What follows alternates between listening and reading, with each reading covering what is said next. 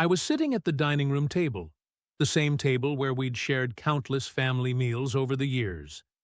It was quiet, as it always was when Zoe and Dylan came over. Zoe, my only daughter, sat across from me, fidgeting with her napkin like she was rehearsing the words in her mind. Dylan, her husband, was at the other end of the table, absent-mindedly scrolling through his phone, his mind already elsewhere. I wasn't sure why I had that sinking feeling in my gut. Maybe it was the way Zoe kept glancing at Dylan, almost as if she was waiting for his approval. Or maybe it was the way her smile seemed a little too forced, her eyes darting nervously from him to me. Either way, I had the sense something was coming, something I wasn't going to like. Before we continue, please subscribe to the channel and let us know where you are listening in the comments. "We've been talking, Dad," Zoe began, her voice softer than usual. "Dylan's parents are really excited, and we thought it would be nice to take a family trip. Just the four of us, to the Bahamas. A week-long vacation." I paused, my fork halfway to my mouth. A week in the Bahamas? That sounded great, but the words she spoke next hit me like a punch in the chest. "We're going to bring Dylan's parents along," she continued, eyes avoiding mine. "And, well, we won't be able to include you this time. It's just for Dylan's immediate family. I hope you understand." I could feel my face stiffen. I put my fork down slowly, forcing a smile. "Of course, sweetheart. I understand. I'm sure you all will have a wonderful time." The words left my mouth without much thought, but I could feel the weight of them, the hollow space that had suddenly opened up between us. I'd always been there for Zoe, done everything I could for her. And now, this vacation, was just for them. I wasn't part of their immediate family anymore. Just like that, I was excluded. I tried to keep my voice even, mask the hurt that churned inside me. I didn't want to let them see how much it bothered me. I was supposed to be the strong one, the supportive dad, the one who didn't complain or make a fuss. That's what family was about, right? Sacrifice. Understanding. But as I sat there, watching Zoe and Dylan exchange looks, talking about their plans, it felt like a cruel joke. I wasn't even worth a second thought. Zoe kept talking, her words becoming background noise, like a radio I wasn't really listening to. I watched as Dylan leaned back in his chair, a smug smile on his face as he checked his phone again. His parents, I'm sure, had been part of the plan from the start. They wanted a break from me. That thought cut deeper than I expected. All these years, all the sacrifices, all the times I'd been there for Zoe and Dylan, now they were telling me I wasn't needed. It was clear I was no longer a part of their world, and it stung more than I could have imagined. I forced myself to focus again, nodding and giving another tight-lipped smile. "I'm happy for you, Zoe, really. I'm sure it'll be a great trip." But inside, something was shifting, and I knew that something had changed for good. Have you ever felt excluded by your own family? How did it make you feel? Tell me in the comments section. I spent the next few days in a daze, pretending everything was fine. I didn't let Zoe or Dylan see how much it hurt, how deeply the exclusion stung. They were off planning their tropical getaway, while I sat in my quiet house, alone with the weight of my thoughts. But something inside me was changing. I didn't want to be the passive, neglected father anymore. I'd spent my whole life making sacrifices for them, always putting their needs ahead of mine. I had given and given.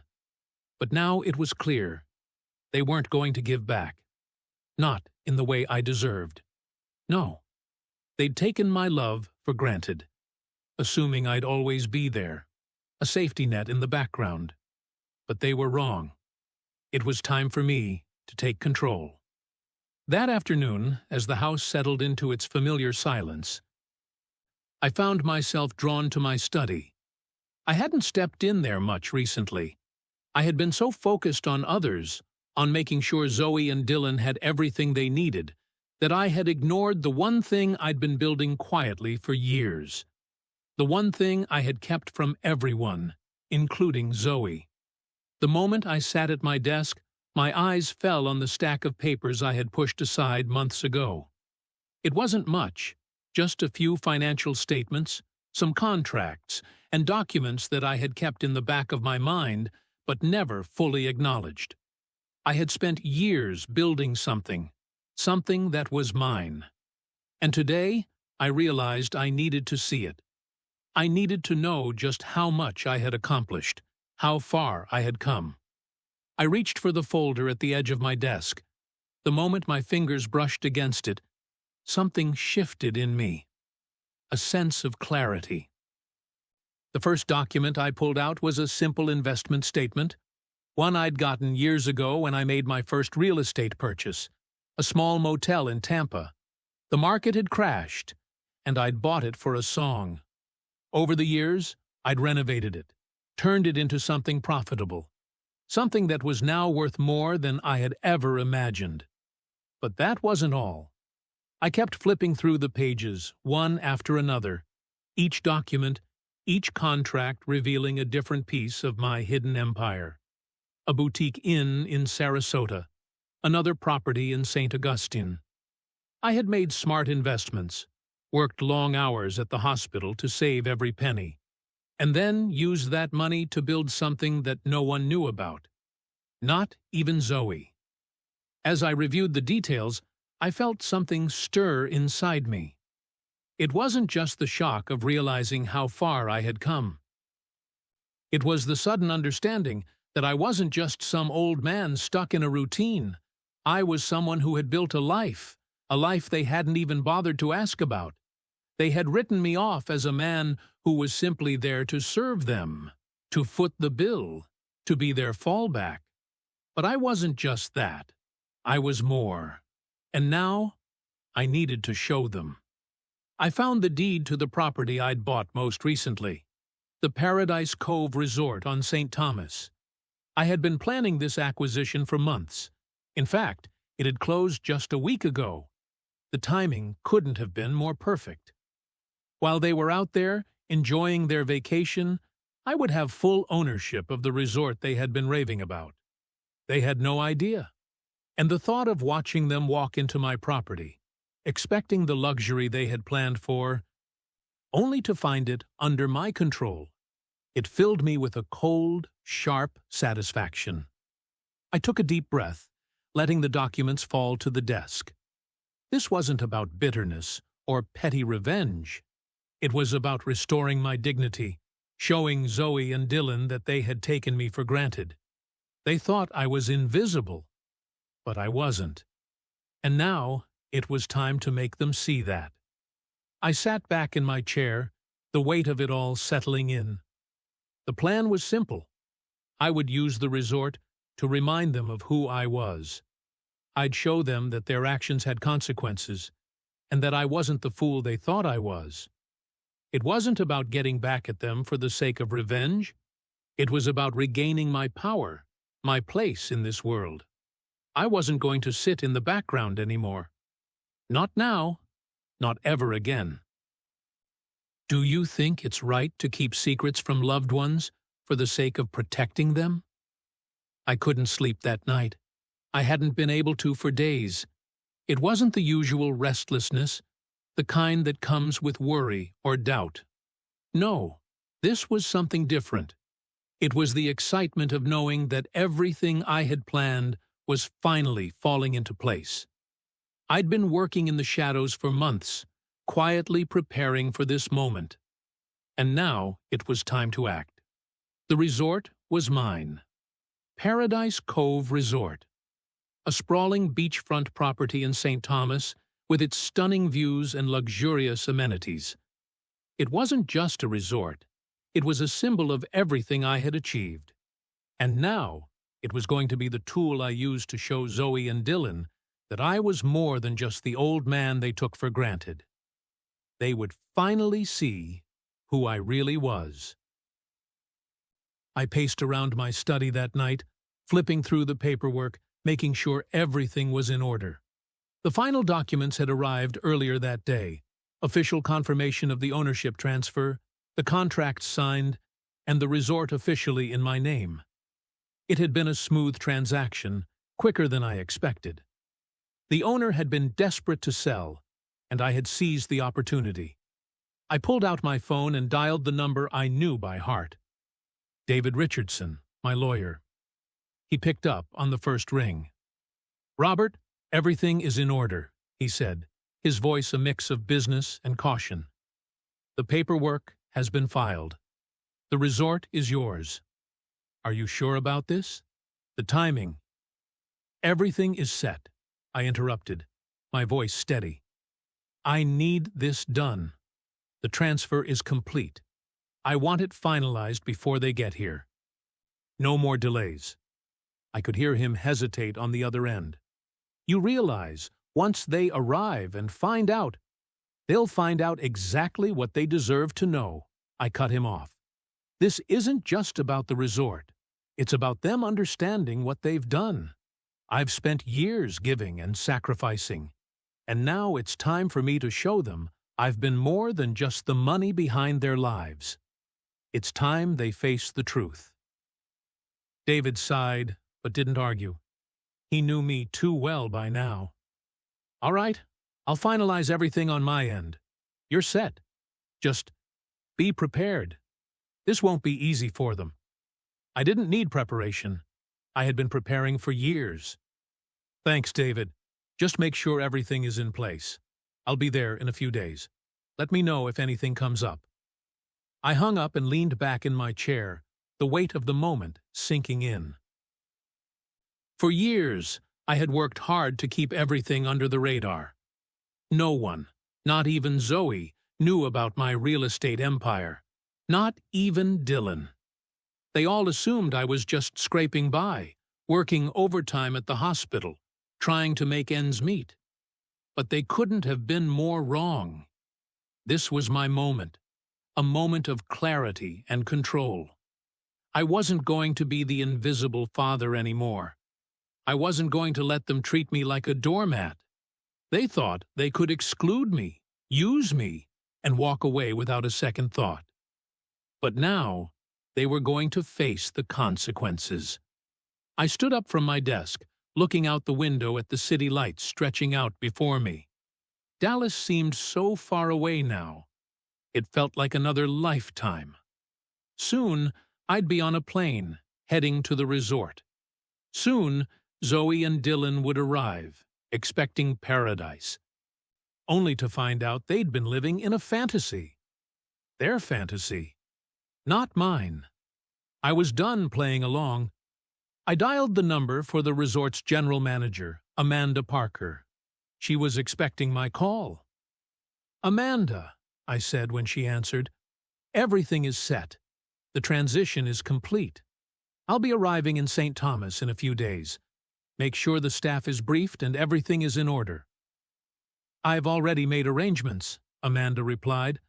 "The rooms are ready. I've also set up the team to handle the initial check-ins. They won't suspect anything. You're sure about this? You're going to confront them directly?" "Yes," I said, my voice unwavering. "They need to understand what they've done. I'm not just some old man in the background anymore. I'll be there, front and center. And when they arrive, they'll find out exactly who owns Paradise Cove."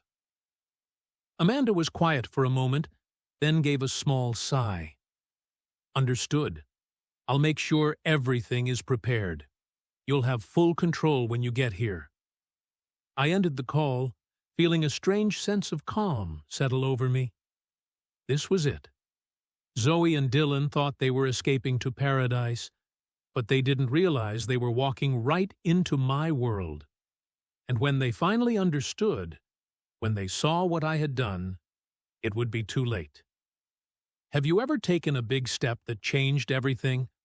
How did it feel when you finally made the move? Let me know in the comments section. The moment I saw them walk into the lobby of Paradise Cove, I knew it was time. The carefully constructed image they had built, their lives of success, luxury, and self-importance, was about to crumble. I had been waiting for this moment, watching as they arrived, their excitement almost palpable. Zoe stepped out of the cab first, her face a mixture of disbelief and awe. The resort was even more beautiful than she had imagined.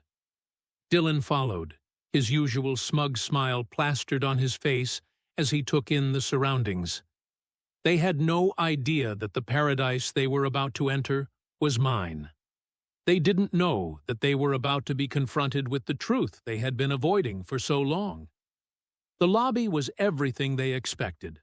A modern, open space with a breathtaking view of the beach, soft, tropical music playing in the background, and friendly staff greeting them. The air smelled like salt water and luxury. But as they moved deeper into the space, something seemed off. They didn't know it yet, but they could feel it. The atmosphere shifted. There was a subtle tension in the air, something they couldn't place but couldn't ignore either. I had been observing them from the far corner of the room, standing in the shadows where no one would notice me. As Zoe walked up to the front desk, she smiled, her eyes darting around the room, taking it all in. Dylan was on his phone, probably checking in with his parents, already planning the next business call that would ruin any chance of enjoying the vacation. Amanda, the general manager, had already been briefed on everything. She greeted them with a professional smile, her tone perfectly polite, though I could sense her awareness of the situation. She knew what was coming. They didn't. "Good afternoon. Welcome to Paradise Cove Resort. I trust your flight was pleasant," Amanda said, her voice warm but with a professional distance. Zoe nodded, still distracted by the surroundings. "Yes, it was fine. We're excited to be here. We've heard great things." Dylan glanced up for a moment, barely acknowledging Amanda.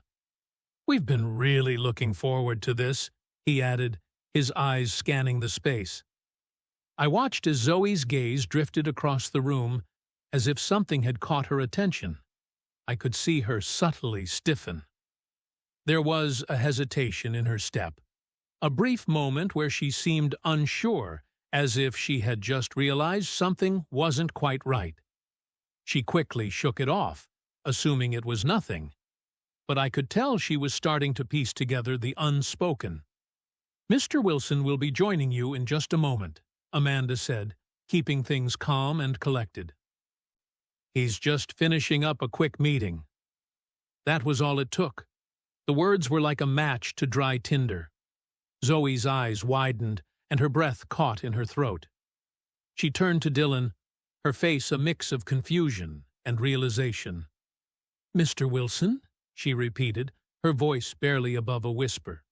"Isn't that—" I stepped out of the shadows, into their line of sight. My presence, at first, went unnoticed. They were both too caught up in their own world to truly register me. But as I walked toward them, their expressions shifted, first to confusion, then to disbelief. When I spoke, I made sure my voice was steady, calm, as though I were telling them something ordinary, like the weather. "Surprised to see me?" I said, my words hanging in the air. Zoe froze. Dylan stood taller, his eyes narrowing. He stepped forward. Trying to regain control of the situation, his bravado quickly fading. "What is this, Gary?" he demanded. "What kind of joke is this?" "No joke," I replied, my voice unwavering. "I own this place. Paradise Cove Resort? It's mine." Zoe's face went pale, and I could see the wheels turning in her mind, the slow realization dawning. "What do you mean?" "You own it?" she asked, her voice trembling slightly. "How could you? Why didn't you tell us?" Dylan let out a sarcastic laugh, though it was thin and edged with irritation. "You've got to be kidding. This is some kind of sick prank, right?" His fists clenched at his sides. "I'm afraid it's no prank, Dylan," I said, not breaking eye contact with him. "You're staying in my hotel. You were planning your little vacation while I've been quietly building my empire. Now, you're here. And you'll deal with the consequences of your actions." Zoe's eyes flashed with anger, her shock transforming into something darker. "What are you talking about? We were excited. We needed this break. From you." Her words came out harsh, as if to justify what they'd done. The weight of her words landed on me like a slap. But I didn't flinch. "You wanted a break from me? Well, Zoe, now you have it." I looked at both of them, letting the tension build. "But not in the way you imagined." Dylan's face was flushed with anger now, his jaw clenched. "You think you're teaching us a lesson? You're just an old man trying to play some petty game. You don't get to control us." "No," I replied, my tone calm but firm. "I'm not controlling you. I'm showing you exactly what happens when you take someone for granted. Do you think it's ever justified to surprise someone with the truth, especially if it involves betrayal? Tell me in the comments section." It was only a matter of time before Zoe and Dylan began to feel the full extent of what they had walked into. I had orchestrated their discomfort carefully, step by step. But now, as the days passed, I could feel the tension building. Every moment, every detail, each one was meticulously crafted to strip away the sense of control they had so confidently carried with them. The morning after their surprise at the room reassignment, I watched from the balcony of my private suite as Zoe and Dylan made their way toward breakfast. I could see the shift in their posture now, the way Zoe's shoulders slumped, the way Dylan's jaw was set with a certain rigidity. They were trying to maintain composure, to act as if nothing was wrong. But I knew better. I could see the cracks, and I was ready to widen them. By the time they arrived at the restaurant, the stage had already been set. The staff had been briefed, and I was waiting for them to discover their next surprise. This time, it wasn't a simple room change. It was something much more subtle. When they checked in, the receptionist had informed them that their expected room price had been updated due to new rates. They hadn't been expecting a 30% price hike, of course, but I made sure it was in place. The sudden rise in rates hit them harder than I expected. They weren't just upset. They were confused, angry, and starting to show cracks in their veneer of calm. When they made their way to the breakfast buffet, the confusion continued. Zoe was clearly trying to keep the situation under control, but her frustration was palpable. Her eyes kept darting from Dylan to the server, who took their order after an uncomfortably long wait. By the time they were served, other guests were already finishing up, and the couple found themselves at the tail end of the line. A small but meaningful reminder of how far they'd fallen from the position they had once assumed was theirs. Dylan was the first to speak up. "This is ridiculous," he muttered, loud enough for a few nearby tables to hear. "We've been waiting too long. You can't just leave people standing around like this." The server, remaining calm, politely apologized and took their orders. As she walked away, I caught her eye and gave a subtle nod. It was a small moment, but in my eyes, it was a victory. They were starting to feel the discomfort of being out of control, of being unable to demand things as they once did. I could see Zoe glancing around, clearly uncomfortable with the situation. The luxury they had expected from the moment they stepped off the plane was slipping through their fingers. After breakfast, the real fun began. I arranged for a maintenance issue to occur directly above their room, ensuring they would have to endure constant noise and disruption. I had planned it all. Workers would be drilling into the floor, making as much noise as possible, so they couldn't ignore the fact that they were being inconvenienced. I wanted them to feel it, every minute of it. I wanted them to understand what it felt like to be helpless. And it worked. By the time Zoe and Dylan returned to their room, the sound of drilling was enough to make their blood boil. Zoe walked out of the room, clearly frustrated, and marched to the front desk. Dylan followed her, his face red with anger.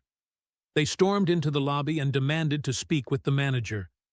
I could see them arguing with Amanda, but she remained calm, collected.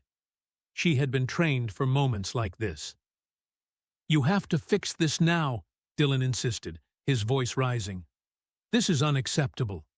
We're paying for a luxury experience, and this is a nightmare. We need compensation."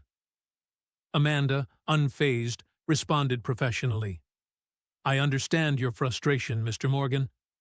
Unfortunately, the maintenance is necessary, and I'm afraid there's nothing we can do to move you right now. We're fully booked, and the noise should subside shortly." Dylan scoffed. "You can't just brush this off. This is your fault. I want to speak to someone who has the authority to fix this." Amanda didn't waver. "I am the general manager, Mr. Morgan, and as I said, we're doing everything we can to resolve the situation." Watching the scene unfold from a distance, I couldn't help but feel a surge of satisfaction. They were losing control, slowly but surely, and I was the one pulling the strings. I had already ensured the prices for their stay were non-negotiable, and that every inconvenience would pile up, little by little. As the day went on, their frustration only grew. Zoe tried to call other resorts, looking for a way out, but everywhere she called, they were fully booked. They were trapped here, in the web I had spun, and they didn't even know the half of it. The small problems piled up. Minor issues with the room temperature, delays in room service, a broken air conditioner that couldn't be fixed until the following day. Each issue chipped away at their patience, their confidence, their sense of control. It was exactly what I wanted. They had been the ones who decided I was disposable. Now, they were the ones facing the consequences of their arrogance, and there was nothing they could do to escape it. Have you ever been caught up in a situation where things just kept getting worse no matter what you did? How did you handle it? The last day of their stay at Paradise Cove was drawing closer, and I could see it in their faces. Zoe and Dylan were done. The vacation that they had once envisioned as a relaxing retreat had become a nightmare. And it was clear they were ready to cut their losses and leave. The weight of the tension was visible in their every movement, their forced smiles, and their strained conversations. But I wasn't about to let them go so easily. I had made sure they would feel the consequences of their actions right up to the very end. They had believed they could walk in and out of my life as they pleased, without ever understanding the depth of the sacrifices I had made for them, or the extent of my quiet success. Now, they were going to face the truth. My truth. I was sitting in the lobby, watching as Zoe and Dylan checked out at the front desk. They had tried to leave early, hoping to escape the discomfort. But what they didn't know was that their departure would come with a heavy price. I had arranged for the final twist to hit them when they least expected it. I had spoken to Amanda earlier that morning. The bill, a sizable amount, was ready, and I made sure it was far higher than they had anticipated. They had no idea just how high their costs would be after all the unexpected room changes, price hikes, and service issues. When Zoe and Dylan reached the counter to pay, I saw the look on their faces change. The shock, then the confusion, then the realization. Zoe handed over her credit card, only to have Amanda glance at the screen, her expression carefully neutral. "I'm afraid your bill is quite a bit higher than expected," Amanda said, her voice polite but firm. "There have been some adjustments to your stay, as I'm sure you're aware." Zoe blinked in disbelief. "Adjustments? What do you mean?"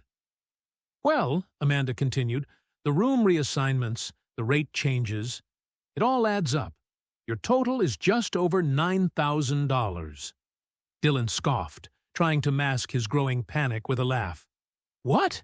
That's insane! There's no way." "I'm afraid so," Amanda said, holding firm. "You'll need to settle the balance before checkout." Zoe's face flushed as she pulled out her wallet, but her hands shook as she searched for her card. Dylan had already started to argue, but Zoe could tell this wasn't something they could talk their way out of. The charges were real, the consequences were real, and they had no idea how to fix it. Their attempt to leave early had turned into a full-blown financial disaster. They didn't have the means to pay the bill. Not here, not now. I watched from the corner, letting the scene unfold. There was no anger on my face, no gloating, but inside, I felt a strange sense of satisfaction. This was the culmination of everything I had planned. Zoe and Dylan were finally facing the reality of their actions, their sense of entitlement crumbling beneath them. Zoe tried to explain, her voice cracking with desperation. "There's been a mistake. We can't pay this. We've already paid for everything up front." "I'm afraid the changes aren't covered," Amanda said, her voice soft but unwavering. "You'll need to make arrangements to settle the balance before departure." The truth was out now. Their vacation, their carefree attitudes, had been built on the assumption that they could manipulate the world around them. But here, they had no leverage. Here, they were powerless. Zoe's face crumpled, her emotions breaking through the facade she had been maintaining. The tears started to fall, slow at first, then faster as the weight of everything hit her. "Dad," she whispered, looking over to me, her voice barely audible. I stood up and walked over to her, my gaze steady. "What happened to needing a break from me?" I asked, my voice calm but firm. I watched her break, the truth too painful to bear. "Please," she whispered, her voice trembling. "I'm sorry. I never meant for things to get this way. I didn't understand. I was so caught up in everything. I didn't realize." The tears flowed freely now, and for the first time in days, I saw my daughter not as the woman who had excluded me, but as the little girl who once looked up to me. The realization was slow, painful, but it was there. She understood now. She saw what I had been hiding, what I had been protecting, and the consequences of taking me for granted. But it was too late for apologies. The damage had been done, and though part of me wanted to take pity on her, I couldn't. Not after everything they had done. This was a lesson that had to be learned. Dylan stood behind her, his expression now one of helplessness. He had no answers, no way out. Their world had just collapsed, and they had nowhere to turn. I took a deep breath, letting the silence hang in the air. "You'll figure it out, Zoe. But remember this, respect isn't something you can take for granted. And neither am I." How would you feel if everything you thought was yours was suddenly out of your control? The flight back to Dallas felt oddly peaceful. I had taken my time in St. Thomas, making sure everything was in order with Paradise Cove Resort. The last thing I wanted was to rush the aftermath. I had to savor it, the moment when I finally took control of my life again. Zoe and Dylan had left the island, their attempts at reconciliation smothered by the weight of their betrayal. I knew the apologies would come, and I wasn't in a hurry to hear them. No, I needed time. Time to ensure that everything was solid, that my life was secured in a way they would never be able to touch. It wasn't just about the money or the resort. It was about regaining my dignity, something I had lost when they cast me aside. The minute I walked into my house in Dallas, I felt a sense of calm wash over me. It was a relief to be back in familiar surroundings. But there was work to be done. The changes I had been putting off, updating my home, securing my finances, needed to be finalized. I had been living in a way that made others feel like they could walk over me, that my stability was something they could take for granted. Not anymore. I made the final arrangements with my lawyer, reviewing the last of the documents regarding my properties. Everything was in place. My investments, my home, my business, everything was locked down tight. I had already updated my will, secured assets in a trust, and made sure my holdings were untouchable by anyone. Zoe and Dylan would never get their hands on anything of mine, no matter how much they thought they were entitled to it. The following day, my phone rang. I saw Zoe's name flash across the screen. My gut tightened for a moment, but I pressed answer. "Dad," she said, her voice soft, almost timid. I just wanted to say, I'm sorry. I don't know what happened. I was wrong." I leaned back in my chair, studying the room. The sunlight coming through the window cast a warm glow, but there was no warmth in her words. Not yet. "Zoe," I said, my voice even but firm, "you've said those words before. I'm not interested in hearing empty apologies. What I need to hear is that you understand why this happened, why I did what I did. If you don't get that, then there's nothing left to say." I could hear her hesitate on the other end.